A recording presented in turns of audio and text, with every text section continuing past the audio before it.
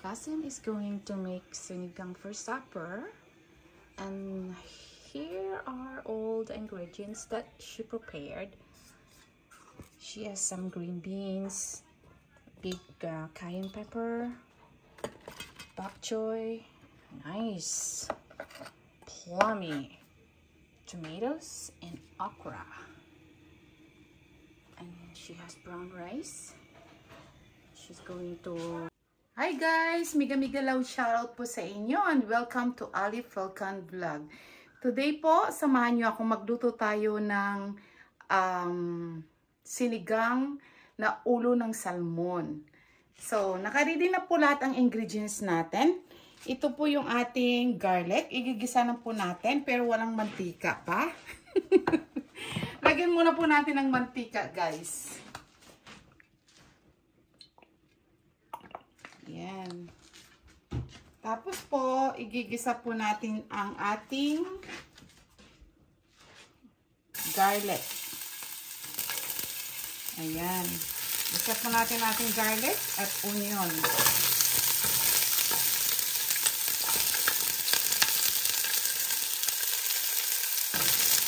Ayan guys. Gisa po natin yung garlic natin at onion. Lagyan din po natin, we're going to put ginger. Ayan. Kasi po, isa yung ginger po na nagpapakuha din minsan ng lansa ng isda. Kaya kailangan po meron tayong luya, kumbaga sa atin. So, after this one, we're gonna put our tomatoes. Ayan guys, lagyan po natin ng tomato. Baka mapasok pa. Ayan. So, pagkatapos po natin maglagay ng ating tomato, ilagay po natin ang ating isda. Gisa na rin po natin yung ating isda guys. Lagay na natin po yung isda natin after natin maggisa ng tomato natin. Yung ating apoy, lakihan, medium na paglaki ng ating apoy, medium fire po tayo. Ayan guys, nagisa na natin yung ating tomato. Ilalagay po natin ang ating isda.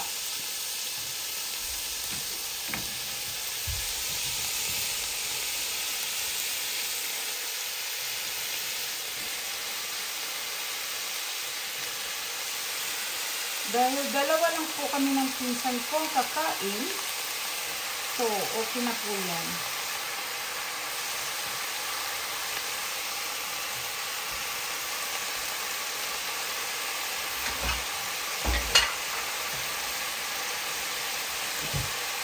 Yan po, nagisa na natin yung ating isda. Huwag na natin haluin guys kasi baka po maano yung ating isda.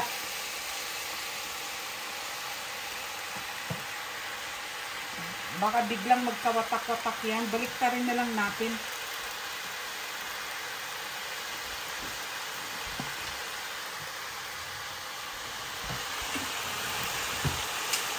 Yan guys. Pagkatapos po natin ibaliktad ito mamaya, habang nagpa-fry tayo, lagyan po natin ng tubig.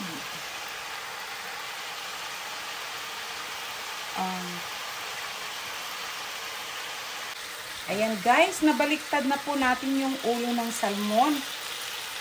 Ayan, nabaliktad na natin. Tapos, lagyan po natin ng tubig. Ayan, lagyan po natin siya ng tubig.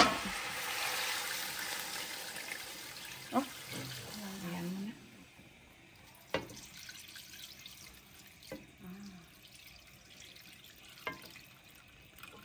Ayan. Pampaasan ka dyan? Then, pakuluin po muna natin siya. Pag kumulo na po ang tubig, ilagay natin yung vegetables. Balikan po natin yung ating pinakuluang salmon. balikan po natin ang ating pinakuloang salmon. Ayan, kumulo na po siya. Ilagay na po natin yung ating mga vegetables.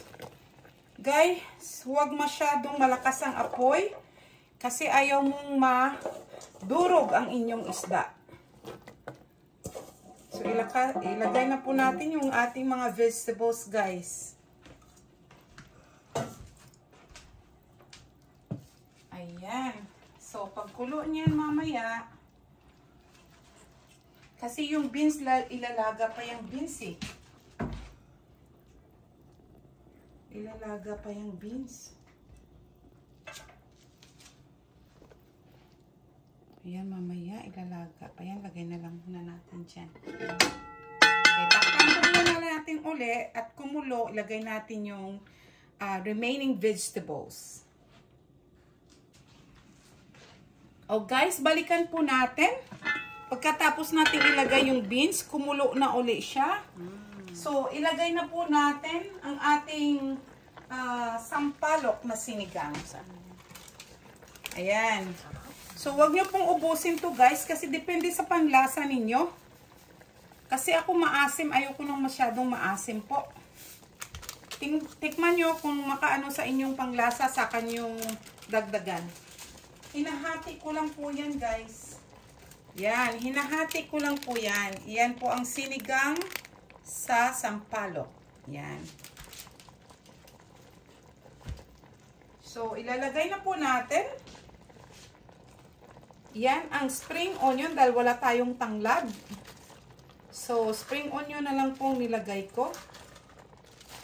Tapos, ilagay po natin ang ating mga vegetables na naiwan.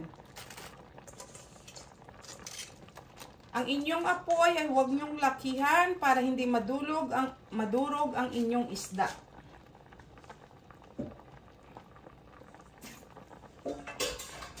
Yan. So, ilagay po natin ang ating okra. Then, pagkalagay niyan, takpan uli. Saka doon nyo sa huli timplahin. Yan po. Balikan po natin uli yan. Okay guys, balikan po natin uli.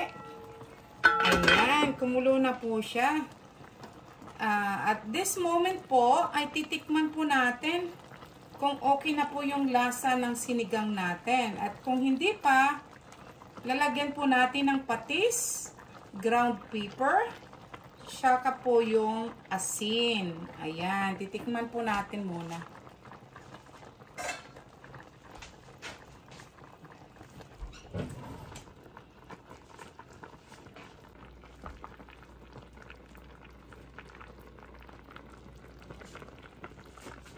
Ayan guys, tamang-tama na po yung kanyang ang kanyang sampalok. So, lagyan na lang po natin ng ground pepper. Kung mahilig po kayo guys. Ayan, after that, lagyan po natin ng asin.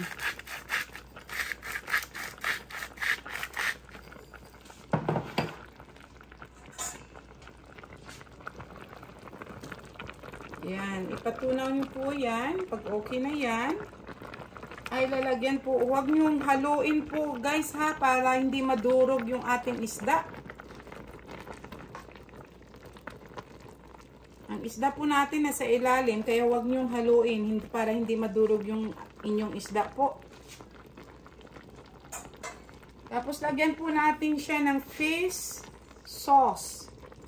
Yan, yung fish sauce po natin. Then, pakuluin natin. Tikman nyo ulit kung tama na yung alat.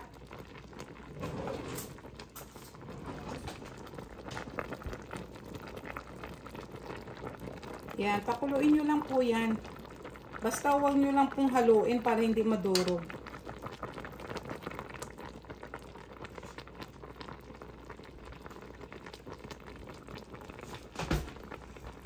Yan guys, okay na po siya. Ganyan lang po kabilis ang ating sinigang na ulo ng salmon. Guys, thank you so much po sa inyong pagsubaybay kay Ali Falcon Vlog. At don't forget to like, share, comment below, and press the notification bell para updated po kayo sa aking mga videos. Thank you po guys. God bless you all. Bye!